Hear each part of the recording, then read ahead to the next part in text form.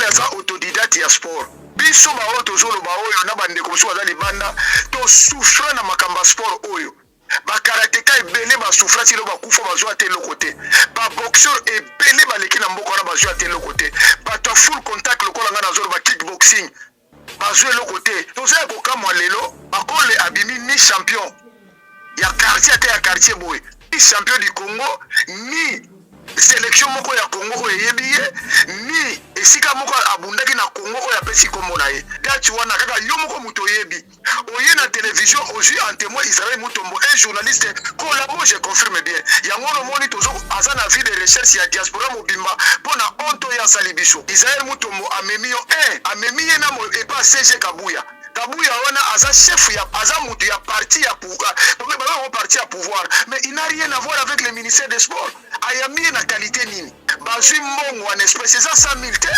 aza na maboko na 120 000 dollars ozoba yango 100 000 ndenge nini 100 000 oyo ministre ya sport apesi ye en espèce 10 000 oyo pele mbongo apesi ye bato nyonso bazomona azalaki président ya vita plus mbongo abedasho apesi ye ya yebisa biso komba nini oyo ya sasala banda bakomba azwa 120 000 dollars ya prime mais ministre ya sport azalaka toujours na bacorrespondant azalaka toujours na baconsultant na ye oyo bazalaka libanda mpona koyeba makambo nini ezoleka mponi banda détournement bandi na mboka ezaka bandeko na baluba ole à cette terre on azalaka calme abi ah non c'est l'erreur qui s'est produit oh date wana eza maintenu mais nanu batia yango te adversaire ba obunda nanga nazala adversaire obunda nanga te mais pourquoi ozwi mbongo plus loin ozoloba ke mbongo wana kuta eza mokie 120 000 dollars eza mokie ana tana tozala basoda bazocroupir na front policier bazofuta mate nazomona kutu colonel moko azokende oyiba mbongo ntina moni colonel azoyiba na supermarché kasi mpona baconséquence oyo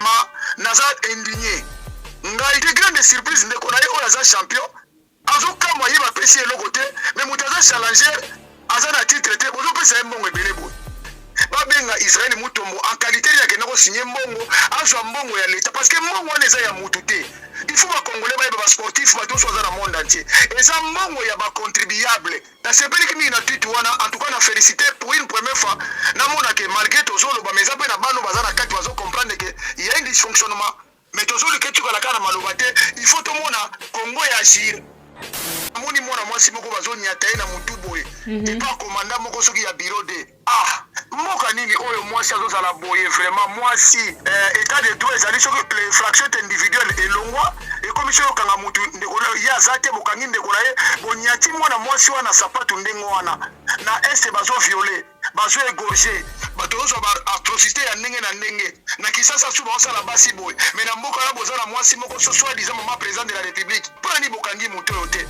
bomema ye botuna ye soki leta asalaka makambo boye mama Joël Vanda est-ce que bakokoluka ye un magistrat azala bakolukele wapi bayibi place azali zolanda barele yango na bachaine nyonso ya libanda ke etala Congo nde bazomaltete mwasi na siècle oyo. Que personne ne vous trompe, frappeur, frapper l'issue sur le niveau Saranate. Donc il s'agit d'une mafia très très bien organisée. Je vous dis que l'avion n'appartient pas à la République démocratique du Congo. L'avion appartient à une entreprise qui s'appelle Capitol Airlines Sarlu. Je suis le responsable de la compagnie Capitol Airlines. Et Capitol Airlines a un contrat avec l'État congolais pour la gestion des avions que je mettrai à la disposition de l'État.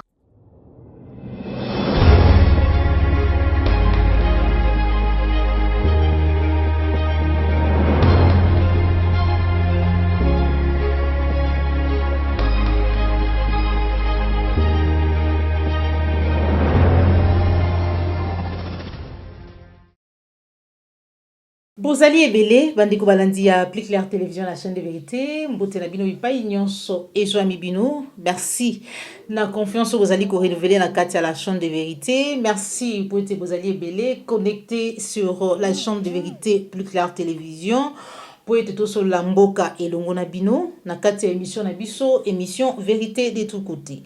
Merci na Joël Gonago chasseur d'image ozwa misima caméra merci na ba nyonso bozali kolanda biso de partout na kati ya République démocratique du Congo pe na libanda ya mboka mukolo mwalelo na kati émission na biso émission vérité de tous côtés tokozwa Ma deuxième partie, moi namboka maître Churamboma l'imbattable depuis Paris.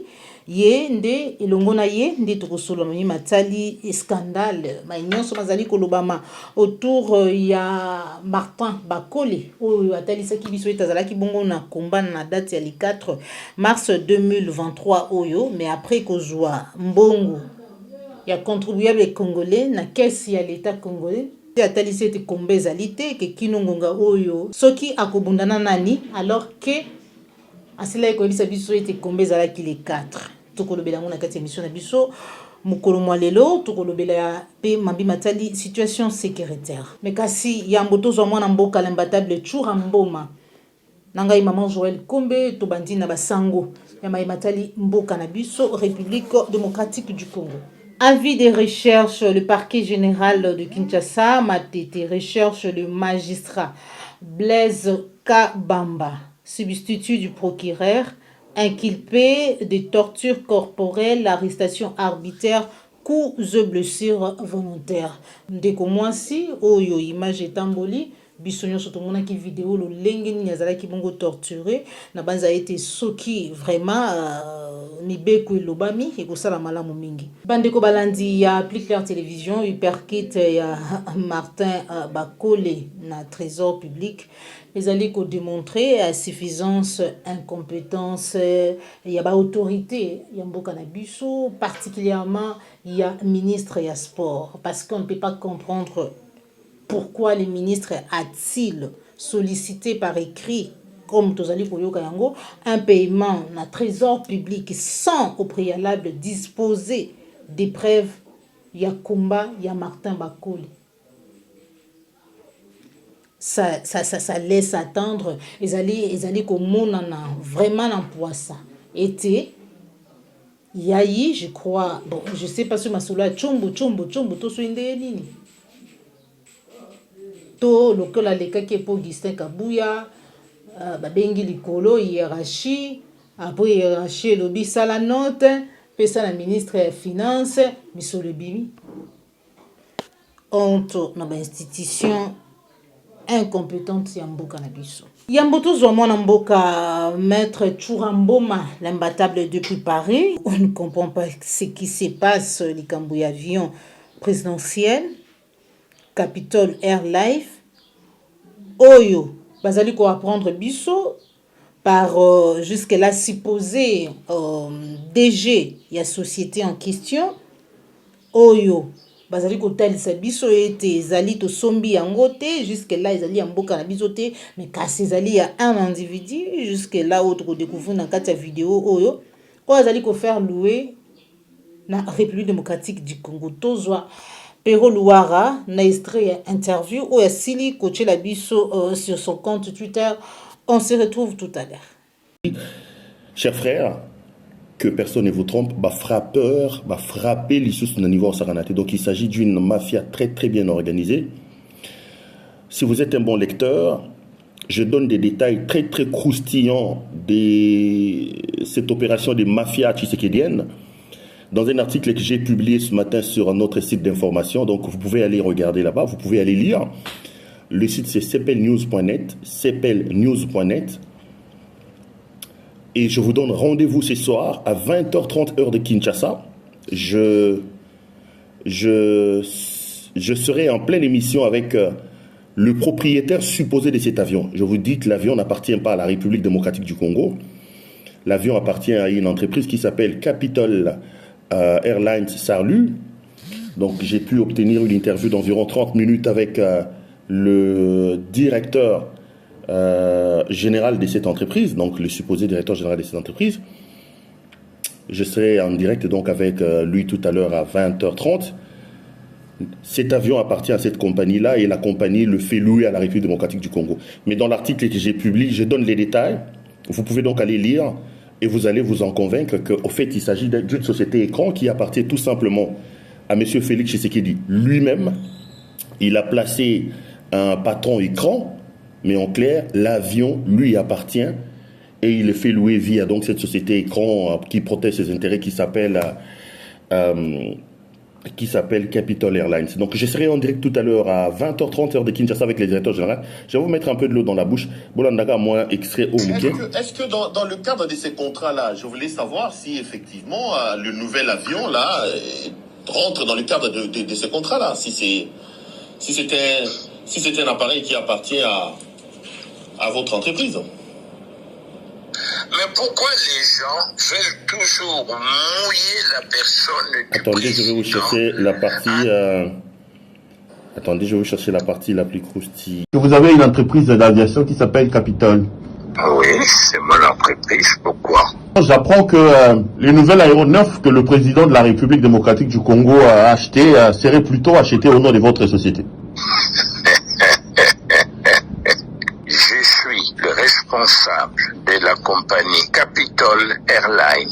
Et Capitol Airline a un contrat avec l'État congolais pour la gestion des avions que je mettrai à la disposition de l'État. Est-ce que c'est dans le cadre de ces contrats-là avec le gouvernement congolais que vous avez mis à la disposition de la RDC le nouvel avion avec lequel le président du pays circule? Disons oui. Disons oui. Le problème est où? Donc, si vous dites oui, c'est que cet avion-là n'appartient pas au Congo, mais l'avion appartient à la société, à votre société. L'avion appartient à Capitol, oui, qui a un contrat avec l'État congolais. Ok? Ok. Vous répondrez comment aux gens qui disent que Capitol est une société écran derrière lesquelles se trouve M. Tshisekedi lui-même? Mais j'ai dit, pourquoi voulez-vous que moi j'aille manger de ce pain-là? Pour gagner quoi? Je vérifie. Pour gagner quoi? J'ai vu mon commandant. Non, pour gagner quoi? Pour gagner quoi? Vous êtes proche du président, vous êtes proche des mamans Marthe, c'est ce qui se raconte. C'est d'ailleurs pour ça que, voilà, comme ça que les gens parlent. Écoutez, parlons peu, parlons bien. Les gens peuvent raconter ce qu'ils veulent. J'ai piloté Mobutu pendant 19 ans. La question est, étais-je proche de Mobutu ou pas? C'est pas à moi à répondre. Si vous me dites si je connais le président, bien sûr que je connais le président. Alors, que les gens racontent que je suis proche de Maman Marthe ou proche du président, ben, j'en suis fier. Le problème est où? Ce sont pas mes ennemis. L'avion est immatriculé à l'île de Saint-Martin. La société est logée là-bas ou c'est une société congolaise, votre société? Écoutez, si l'avion est immatriculé à l'étranger, c'est tout simplement une question de, facilité pour Capitol d'avoir des avions qui ne sont pas soumis à la blacklist. Oui, allô, bonjour, l'imbattable Chouramboma. Bonjour, maman Joël Kombe. Ça fait longtemps. Très, très longtemps. Boni santé, boni moussala maramounions. Non, on a vraiment, tout va bien, moussala les okende bien, travaux, entraînement, nyon sezo le kamala mudo, Jésus-Christ a un contrôle quoi.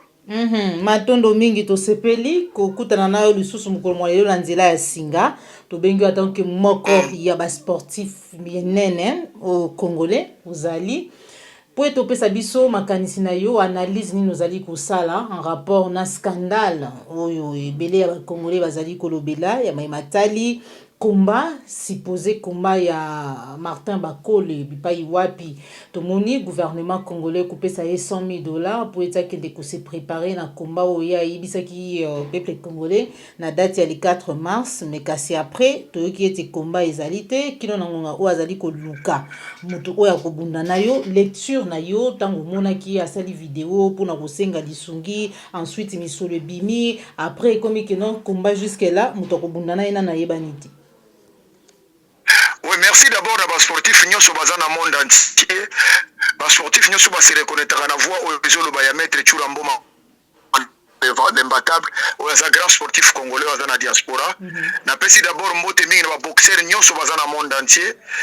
Ba karatéka nyonso, ba judoka nyonso, full contact o na Nzambe na ngol, kickboxing na Nzambe na ngol, kyokushin, IFC bazana Afrique du Sud, partout dans le monde entier ba sportif. Je crois ça scène moko ya soni pona biso.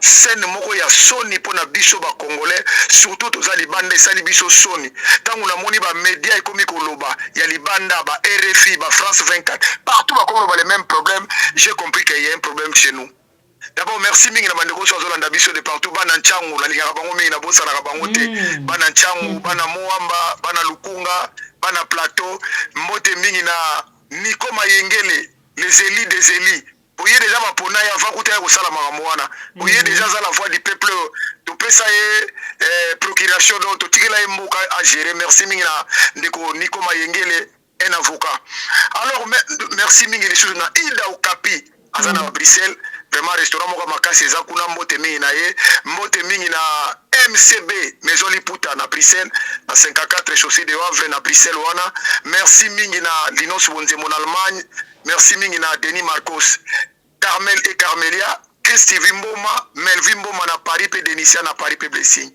mama esali biso soni au fait bako les anini bako les autodidacte ya sport il faut na loba vérité et choquer batu pour congolais balanda ngai biso ba oyo tozoloba oyo na bande ko so bazali banda to souffre na makamba sport oyo ba karateka ebele ba souffre ti lo ba kufa bazwa te lokote ba boxeur ebele baleki na mboko na bazwa te lokote ba to full contact lokola nga na zolo ba kickboxing bazwe lokote bata kyokushin bata IFC bata ba discipline taekwondo self defense mais toza ko kamwa lelo bakola za tobenga ye autodidacte nazo répéter mot bien bakongole fuma aza autodidacte asali sport na ye na kimukolo bakole abimi ni champion ya quartier te ya quartier boy asali yango te ni ya provincial moko boye ni champion de Kinshasa ni champion du Congo ni sélection moko ya Congo oyebiye ni esika moko abundaki na Congo oya pesi kombo na ye mais lokola za autodidacte aye ko bima libanda na asha kimukolo aye ko sala box na ye soki nazoloba kimukolo lingo te mukolo par rapport à biso mais ko sala sport na ye na agio ya za na ngwana grâce à yana ye que je salue en passant ilunga makabu le vrai alors mwana ona ndiko na biso bakole aye na Kisasa alobi ke azana komba ministère yetombana nano na ye moko mutu vraiment bato bazolanda nga ba sportif tozala quand même honnête tozala ba boxeur oyo basala ba champion du monde na Congo wana mamushu ba bénéficier ata 1 euro te ya mboka wana soutien na bango ba judoka na parlons pas banani yo ye osengi mbongo lobike nazana besoin nazana komba mona zobunda komba wana eza ni programmé date wana kaka yo moko muto yebi oye na télévision aujourd'hui en témoin Israël Mutombo un journaliste collabo je confirme bien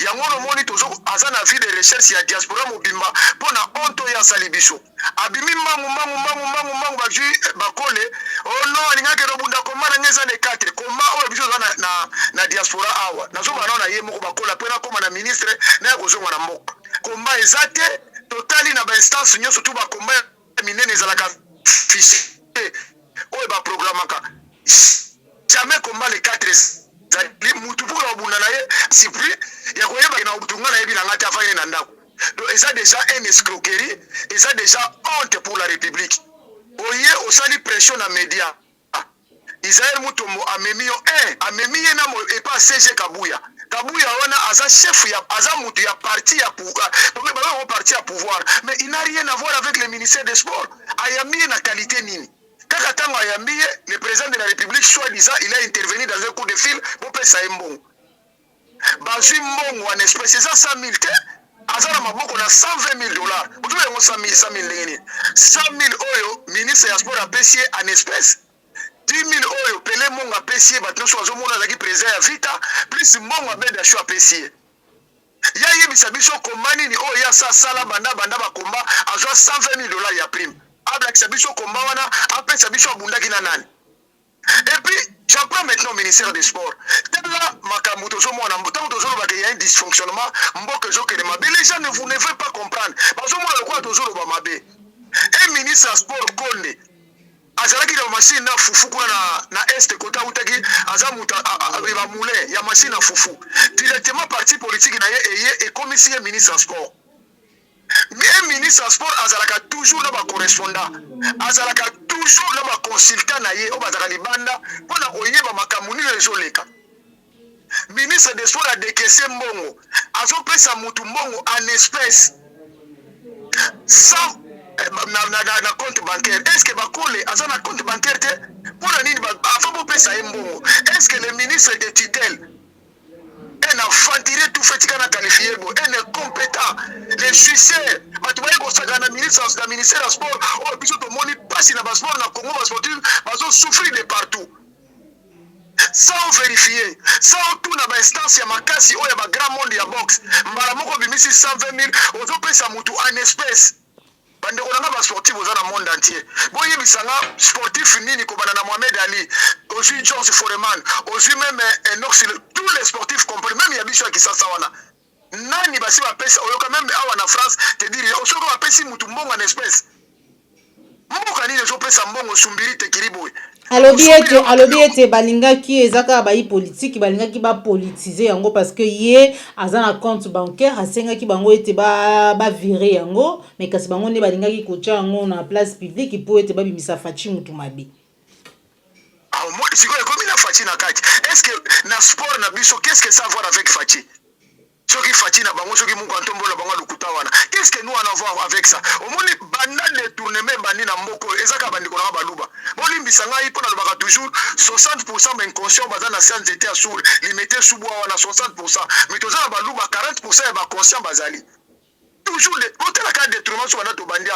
La plupart sur 100 au moins 80% bandi ko na biso ba sala makambo. Yé mutako loba yango te fa yo ka soni. Et puis tant vous pesi mbonga en espèce.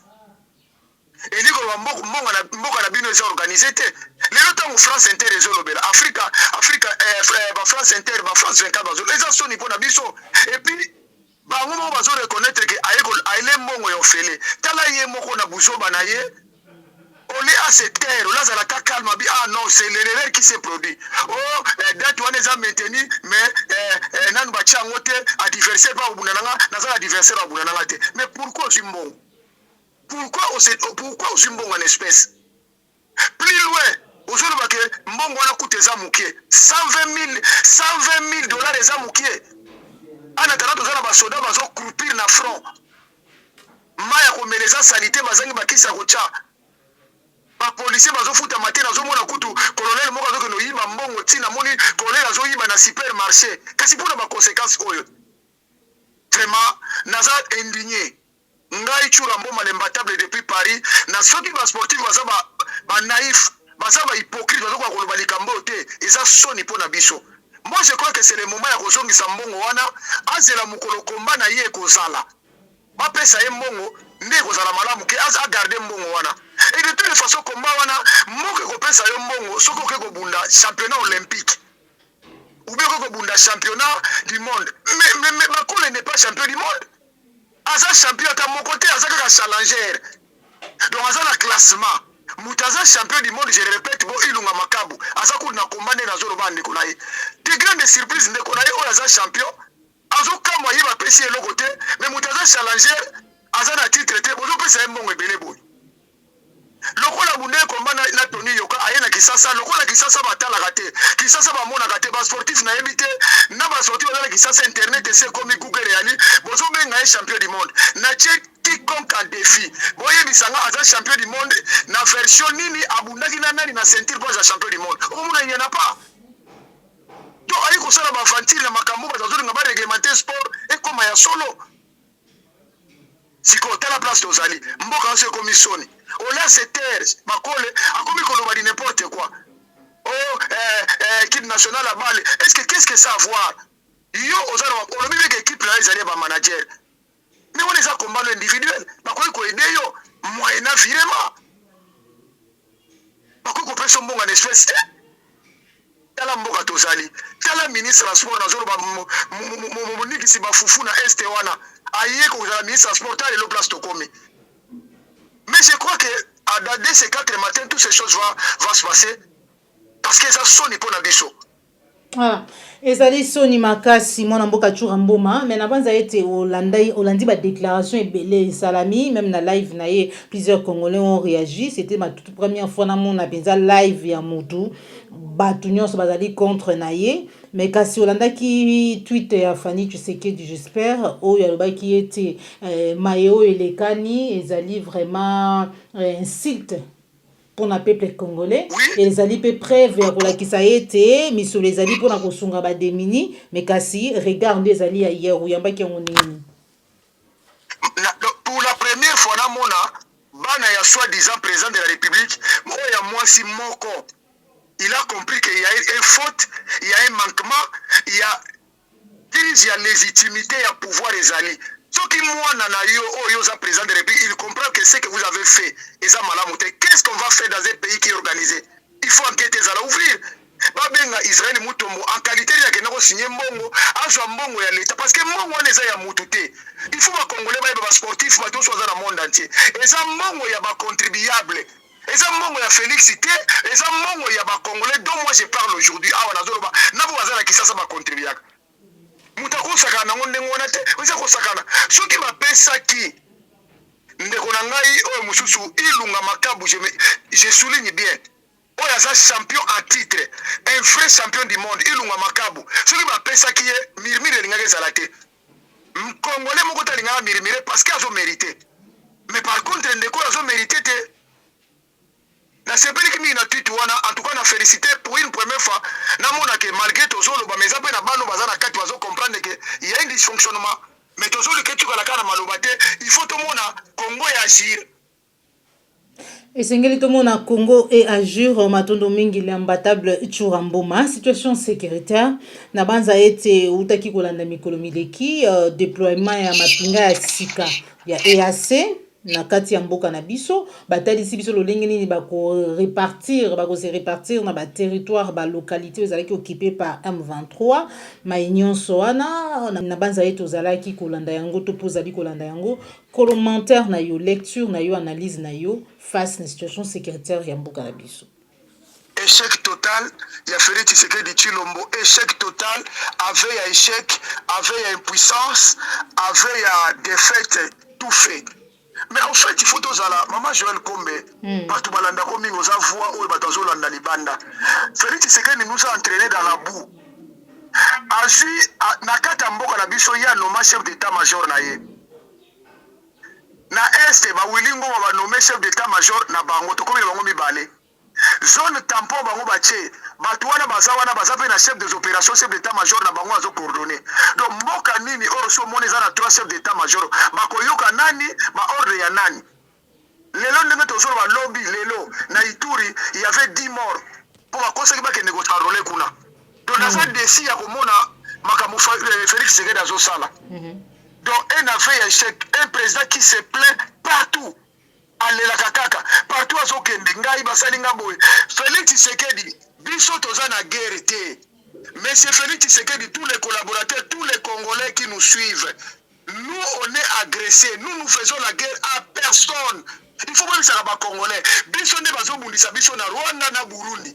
Mais biso dosa la guerre na bangote. Ba côté les biso. Biso les photos réagir face à Macron à côté les biso. Mais yo ba côté les zones là pourquoi? Le sala ndenge muzalo baki bazwa lance, bazwa mbeli, bazwa machette, tout se défendre. Ole okene kolela chaque fois président na ye pas vient na ngai, na yako tout na ye, ngana zebite guerre, na lingi guerre te. Mais tout ça déjà na guerre. Yo lingi guerre te, il y a 10 millions de morts bazo continuer lobby na Ituri bato akufaki. Mais yo lingi guerre ndenge nini te. Maman ils a sonné. Et ça passe depuis qu'on a connu le Congo, c'est le nul président qu'on a connu, Félix Tshisekedi Tshilombo. Voilà les résultats de Félix Tshisekedi Tshilombo. Et puis Moutaboye, on a vu qu'il faut s'arronner au pays 5 ans. Mais il n'a vu battre ma Congolais, Moutou est un problème ou quoi? Avec un échec, il y a un nengoy.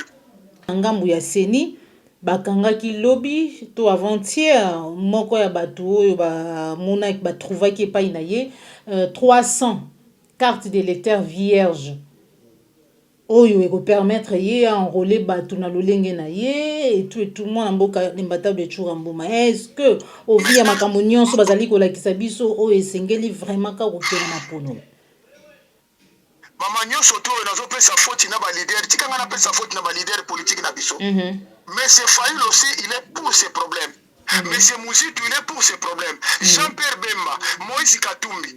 Parce que Makambo ya Rolma, nous allons se souvenir, monsieur Fayulu, a télémisaki Batubanda Kingasani côté na Ngaïti na Koidro. Alors que Moutou et Okadima, Asa Fantirier, Bakoye ko intérimer yete.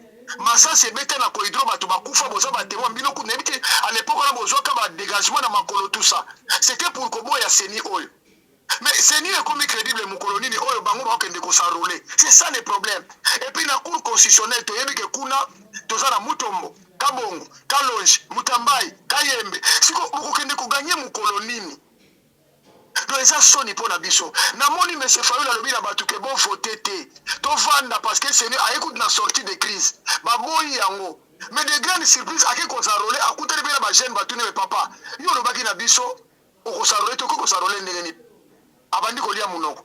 Voilà les politiciens d'aujourd'hui. Plus loin encore, abundisi bandeko na ngai baniko mayengele, ba presse penge, ba lebolochwa, vérité désirée, vérité désirine, président Eli, lobi yo kosenga Martin, yo kosenga président Félix pardon. Est-ce que tout naki bato yo obundaki na bango? Parce que memi bato belé, ngana yeba garçon mo akufa pona makambo yo.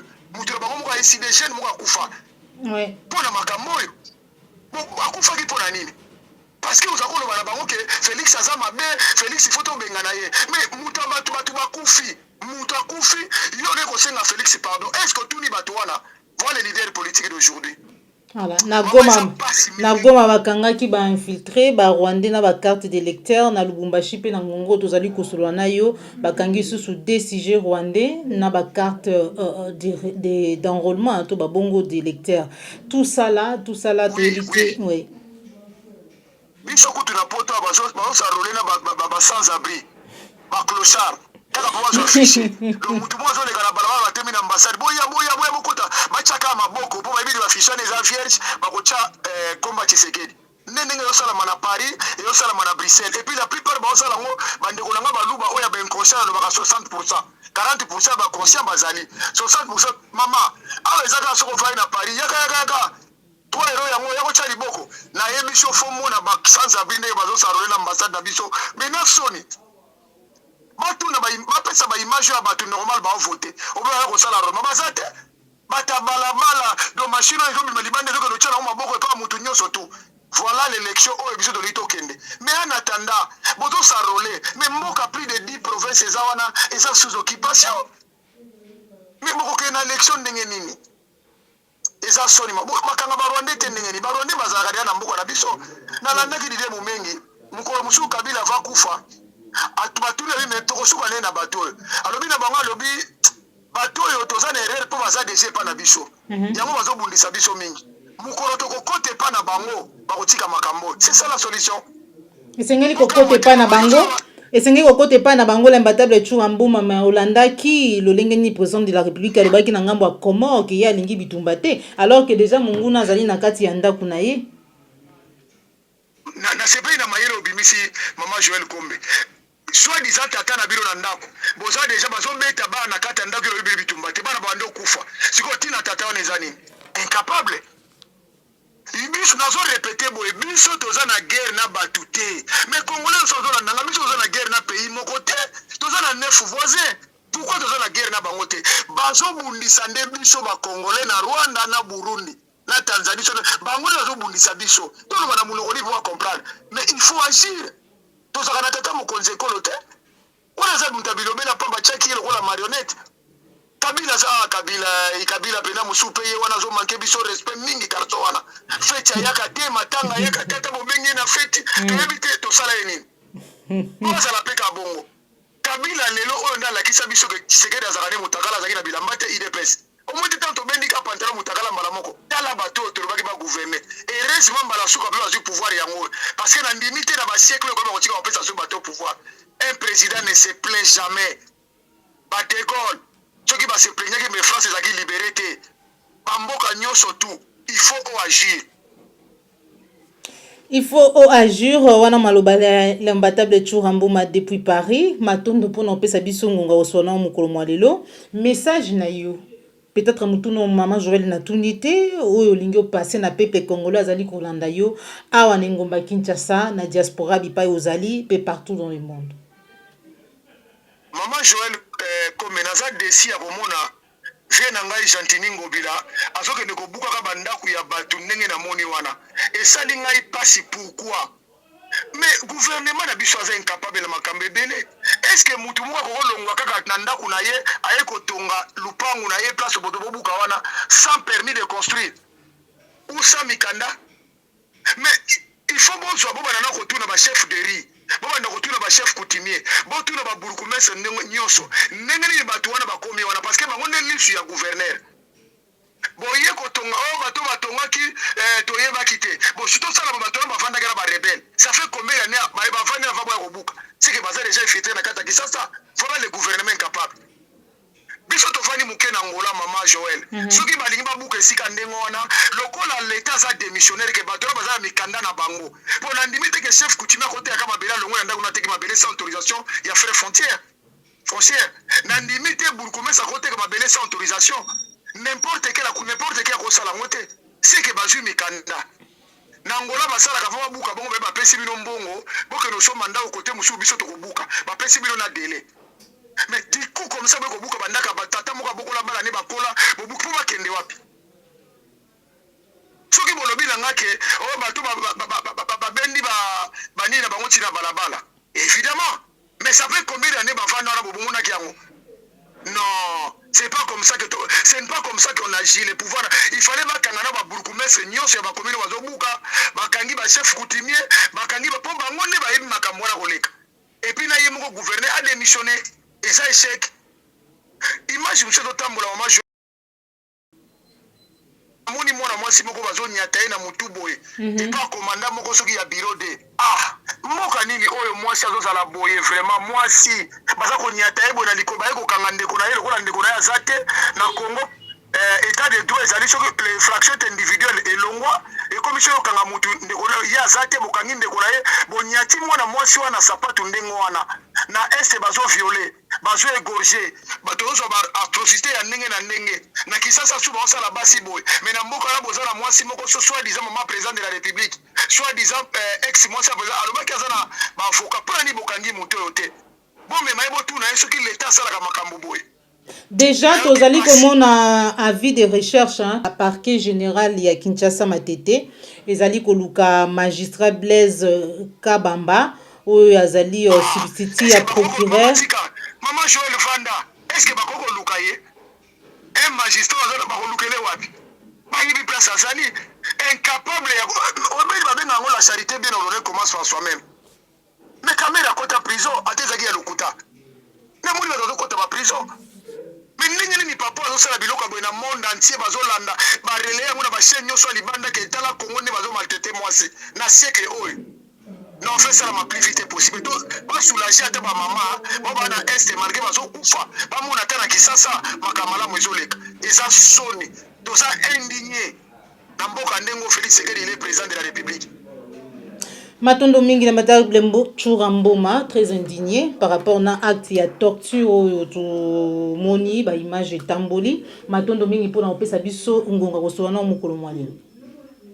Merci vraiment maman Joël Kombe l'international merci mingi na yo tozongi déjà la chaîne to mikolo toza mwa mingi pour l'actualité merci mingi na bato so balandi ngai Carmel et Carmelia Christivi Mboma Melvin Mboma na Paris Denicia merci mingi na bino merci mingi na Lino Subonzembo na Allemagne merci mingi na Denis Marcos na Hollande merci mingi na Ida Okapi na Bruxelles mama moko asali restaurant zo lesa ba congolais maison liputa CMB na Bruxelles wana donc na chaussée de Wavre wana 54 chaussée de bazola tsa ba congolais ndengo lingi merci mingi na bino merci mingi na congolais merci mingi na yope merci mingi na bande konyo surtout lesela ngambote mingi na Nikoma Yengele ozana procuration na biso pona mboka merci. Matondo mingi l'imbattable Churamboma bande ko balandi ya Plus Clair Télévision la chaîne de vérité. Tozalaki ne sengo mukolo mwalelo ya kuyamba pona bino maître Churamboma l'imbattable depuis Paris elongo na ye de tosolola ki mami matali mboka na biso scandale oyo le boxeur Martin Bakole asali ezali kolobisa mokili mobimba on parle de l'escroquerie et de tout en tout cas ezali kosala pasi mingi tosololi mambi matali situation sécuritaire ya mboka na biso République démocratique du Congo, acte ya torture et major tomonaki kotambola bipai wapi tozali déjà komona kotanga tout à l'heure avis des recherches au parquet général ya Matete esili ko lancé contre magistrat oyo azali inculpé na maiwana nde tokutani bongo mbala nsima soki nkolo abateli biso osepelaki na émission laike ezali mbala ya mbolanda biso kobosana te kosabone na kati ya Plus Clair Télévision, la chaîne de vérité. Au revoir.